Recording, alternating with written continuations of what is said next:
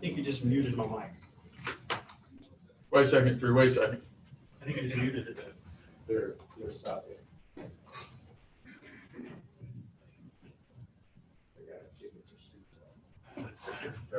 That'd be easier for me. Yeah, but I'm gonna have to, okay, How about that? yeah, okay.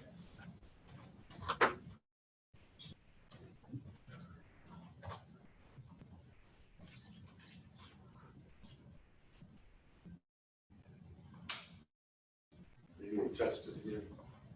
Testing, testing. You good?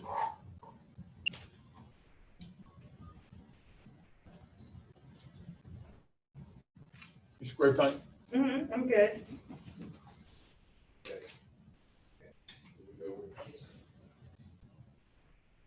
Good afternoon.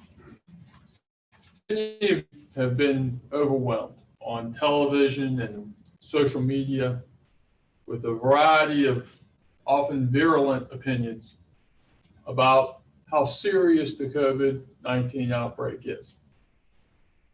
Many of those opinions are contradictory.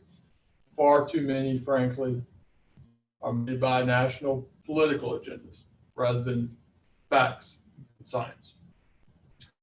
We received a sobering briefing from the South Carolina Department of Health and Environmental Control and the Medical University of South Carolina about the local situation.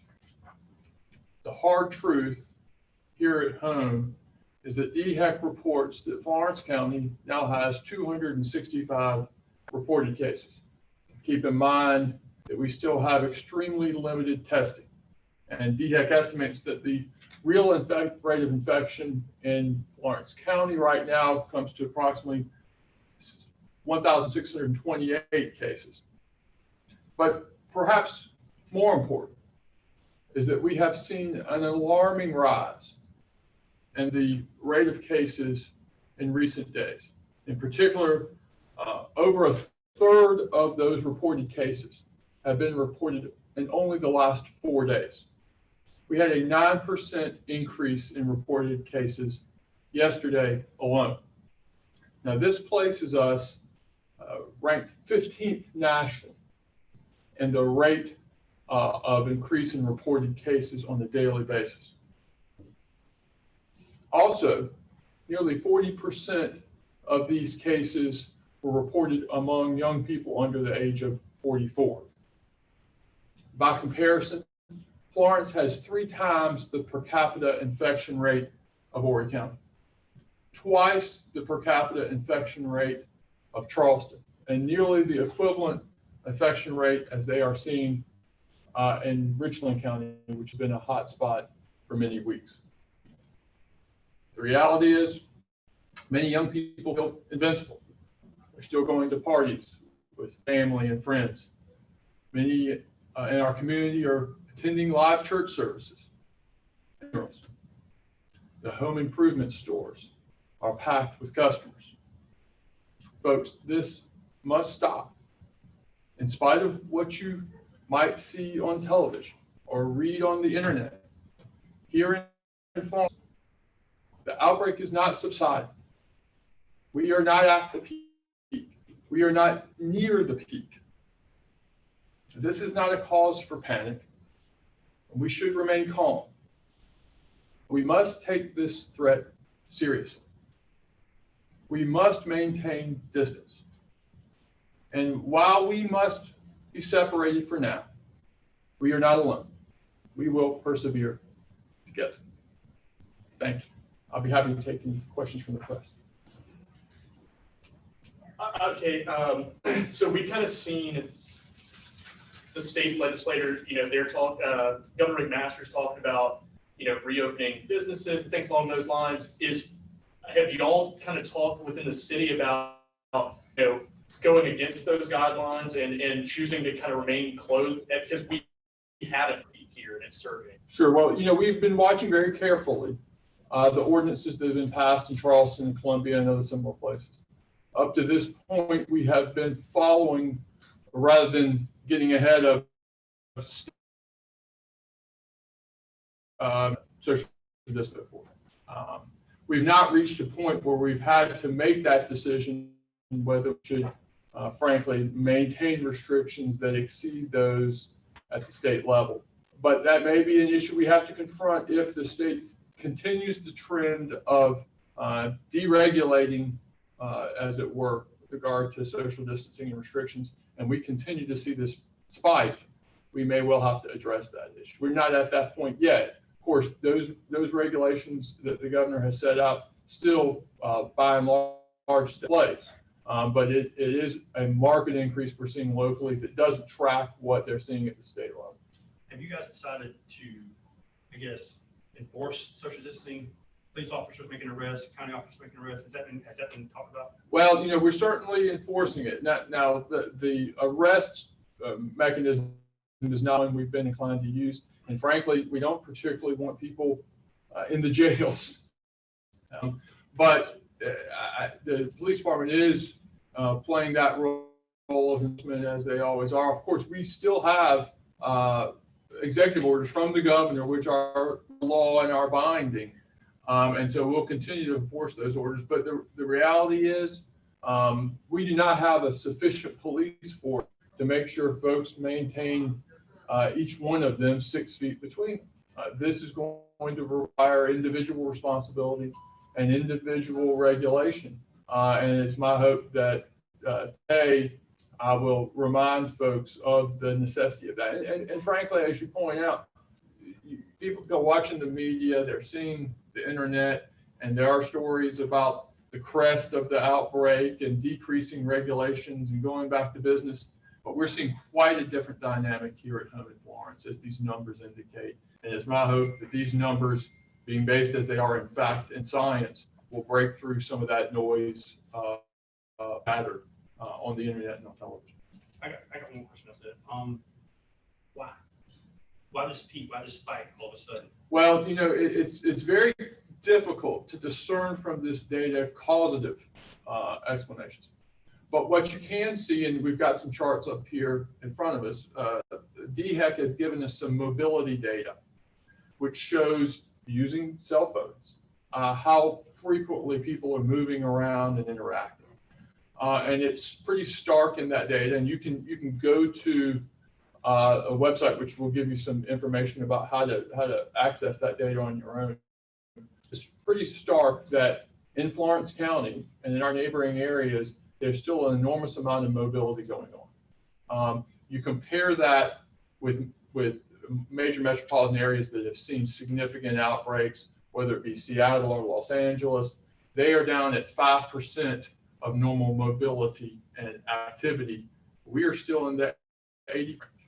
And frankly, I'm not sure that people are taking the threat as seriously here as they should. You've been mayor for a long time.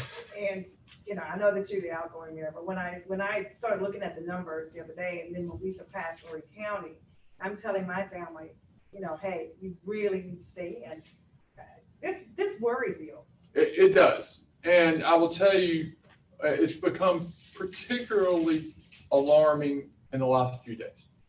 We received this briefing last from DHEC and MUSC.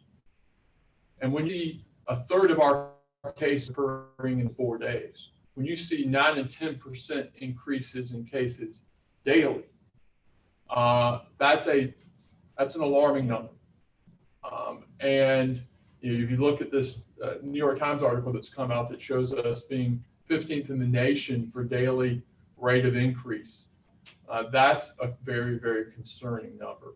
And that is, Tanya, in a climate where spring, people want to get outside, they want to work in their yards, they want to go to the home improvement stores. They're reading in the newspaper that South Carolina and other states are decreasing regulations. They're watching on television at times that this thing has crested.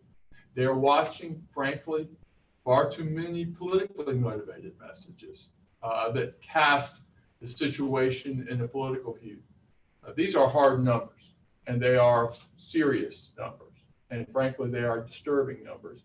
And we in this community have to respond to these numbers in a real and practical way, or this rate of increase is going to get out of control. I saw a group of kids in a yard, it had to be 20 kids playing basketball. Some of them appear to be college age. I saw a police officer coming by, I alerted him to the situation, and he was like, if it's in their yard, there's not really much we can do. We can't, that's their private property. So that's from an enforcement issue, like with cookouts, because people are still cooking out. People are still going to church, that people are still going to funerals, and they are congregating. And there is a little bit of a disturbing nonchalance that has developed. And as you can see, the result has been a very significant rate of increase that is accelerating. Did the governor actually call you, or have you talked to him? And maybe how much power does the mayor or council have on closing things that he's opened up? Sure. Well, yeah, I've certainly talked to the governor. The state law is a subject for debate, frankly, on where that power lies. Frankly, we certainly have local, and we have the ability to use police action to enforce the health and safety in our community. You may have seen some discussion when early on Charleston passed ordinances and the Attorney General challenged the constitutionality of some of those ordinances. What has come of all of that is a very clear statement from the Attorney General's office and from the state is that they're not going to take any action to try to undermine any ordinances passed by local agencies. And I think there's a increasing awareness that local situations differ from one another and may differ from the state situation. And I think that's been expressed most recently, as you noted, when the governor lifted some restrictions, he gave local municipalities in his executive order explicit authority to make their own determinations. I think that's the trend we're headed to, and how Florence will deal with that going forward will be borne out by how these numbers continue to trend in coming days and weeks, and how our community responds to this call for action. So a large amount of the spikes have happened in the 29501 to 29506 zip codes, specifically in two senior care centers. Do you have any information on that? Or, I know that SCDHEC just said last week that they're going to start releasing they started releasing the data of the nursing homes and the cases. Have you heard anything from? DHEC has reported there are two facilities that we're aware of right now that had outbreaks in the neighborhood of 30 to 40 cases in each of those facilities. That's concerning. Obviously, DHEC has enforcement authority over those facilities and is responding to that situation. They are in those zip codes that you referenced. And the reality is it's more difficult to social distance in some neighborhoods than it is in others. Let's be candid about the reality of life here, and particularly those in socioeconomically disadvantaged neighborhoods who are by necessity in congregation, whether it be in apartments or whether it be in homes that are more closely closer together and that are more closer together in individual houses. That is a situation that exists and that has pronounced itself throughout the nation. But I think that although there is no ultimate cure to that situation, the remedy we do have available to us is information and the seriousness of the situation, and to compel folks to distance to the extent they have the ability to. And unfortunately, when you look at events that are congregations, whether it be a church event or a funeral or getting together to play a sport, those are things you do have control over, and those are things that are ultimately increasing the spread of the virus. Any chance the local hospitals get overwhelmed if this keeps going in this direction? It's hard to project when you project out weeks and months. I mean, if you continue to see a rate of increase at 10%, that does jeopardize healthcare facilities. Right now, I don't think we're in a position where healthcare facilities are jeopardized. We are lucky in this community to have very robust facilities that have a significant amount of capacity, and they still, as we sit here today, retain that significant amount of capacity, and the ability to provide intensive care treatment, the ability to provide respirators, and that sort of thing. But what's really concerning, which is why it's important to speak to this early on. I mean, we're talking about a rate of increase that we've been seeing here for a matter of days, but it's a rate of increase that's 9 or 10%. If that rate of increase continues over a course of weeks or months, you do get in situations where your facilities are potentially overburdened. Police officers, all them safe, and what precautions are they taking? Well, listen, the entire city of Florence staff, whether it be the police department, the fire department, or any other agency of the city, are all taking the social distancing requirements to heart and have been mandated, of course, by the city manager and the city council. You'll note that the city council is not here with me today. They all would very much like to be here with us today, but because of those distancing requirements, we've tried to ourselves not congregate whenever possible.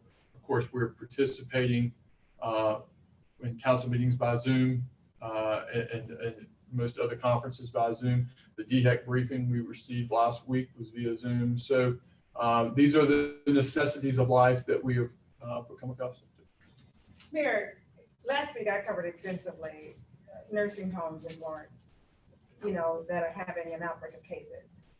What I've gathered from just intel within those nursing homes off the record was that it was at least 25 to 26 people at one nursing home. So you say 30 to 40, but DHEC is still only reporting a minuscule number of 4. Do you know where the discrepancy is coming in? Well, the numbers that we got last week and that appear in the data MUSC is providing through DHEC are that it's 30 to 40 in 2 separate institutions, one of which is a nursing home. And so that reflects, you've seen in the last 3 or 4 days, I think in the neighborhood of 90 cases. And so those 2 outbreaks alone play a significant role in those additional numbers. But you point to a fair issue. First, you've got a very quickly unfolding situation. Okay, so it makes data and keeping up with data problematic. When we're talking today about some 20-some cases that were reported yesterday on Sunday. Okay, that's the rapidity with which this information is transpiring. But you also have limited information. We still have dramatically limited testing ability. Okay, and in reality, the testing information you're getting is a product of tests that occurred in the past, ranging between a couple days to a week or more, right? And so you've got the delay in information that's a product of testing, you've got the incomplete nature of testing, and you've got the simple fact that this is unfolding in a rapid fashion of late, where you're seeing 9 and 10% increases day over day. And so necessarily, all of our information is incomplete. But what we do know for sure is that the trend that we are seeing is a rapid one. It's a fairly recent one. And as pointed out, if it persists over a long period of time, it could be very dangerous. Well, speaking of that, and if these tests were sometimes a week, 2 weeks old, and we're starting to peak, and we're starting to go up now, it could get really, really bad. Well, and that's the concern everyone has, is the long-term effect of the trend. And that's why it's important. Listen, we have implemented, as you can see, this organization has implemented, many organizations have implemented very strict social distancing requirements, and those that we know are effective. The concern, though, is that the community begins to treat the outbreak with some nonchalance, and that a massive spread could occur very, very quickly before they are aware of and can react to it. A lot of businesses in downtown Florence, as of last week, a lot of retail shops, other than the restaurants during curbside, a lot of them still hadn't opened, even though, the government is saying you can, because most of them say we want to be safe until we know, and with seeing the spike in cases, you know, it'd be crazy for us to reopen. That's correct, Tanya, and you're right. That even businesses that have been asked by the governor to reopen, many of them have not because of concern. That is a particularly significant act by those businesses, given the obvious and significant economic pressure that this distancing has placed on them and on the economy at large. And no one underestimates that and the significance of that. But this is, as they recognize, a very serious public health issue. And we under the remedy. I mean, the remedy is maintaining 6 or more feet between us, washing our hands, and avoiding congregation interaction as much as possible. Small business loans, they applied for loans, when money ran out, they're getting it again. My wife had to do it. Yeah. Let's say some of the people in downtown Florence, right along the street right here, they don't have it back up, they lose their businesses or about to.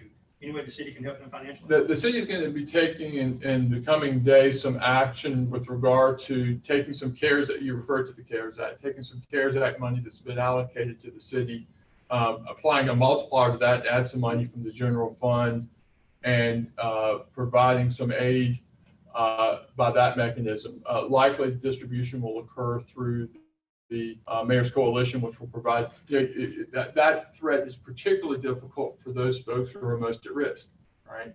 And so in addition to local businesses, you have individuals who are already at risk and may not be receiving the care that they would normally expect or be able to benefit from because of the situation. So we'll be providing some allocation in that regard in the coming days. Now, the reality is, inevitably and by necessity, it's inadequate. I mean, the number that you're dealing with are so significant.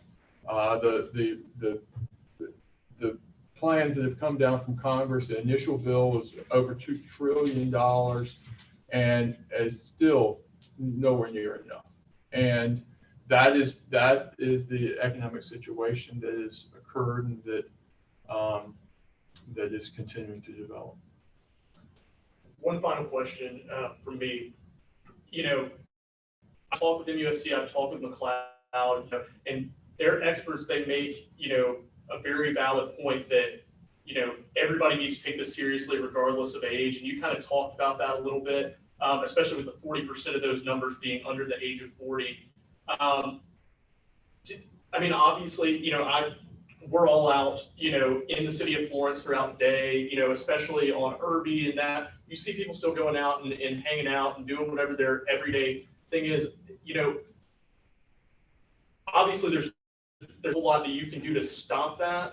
But what are your thoughts on that, and just kind of wrapping your mind around it as far as these cases are going up so substantially? Well, it points to this question about causation for this increase.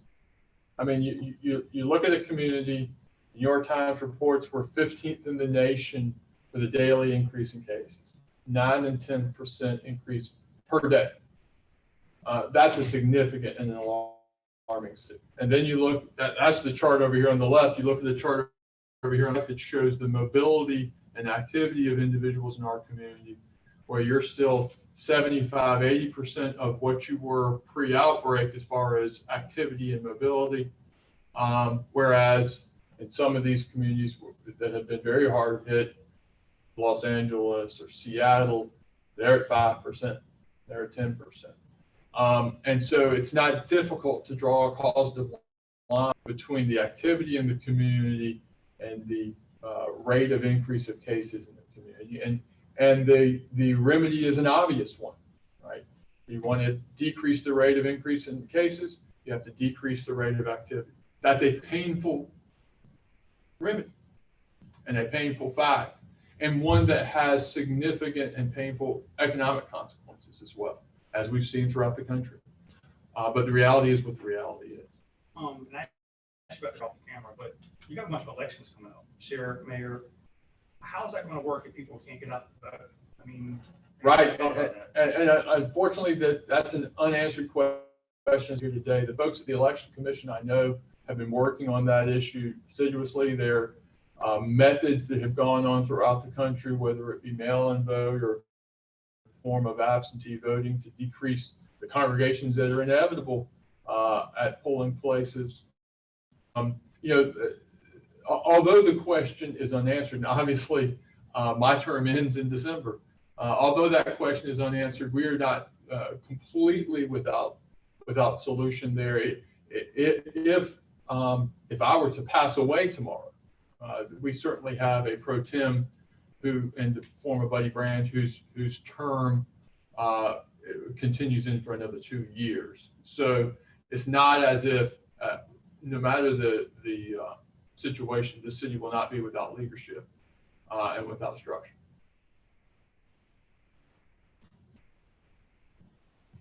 Thank you, Mayor. Thank you.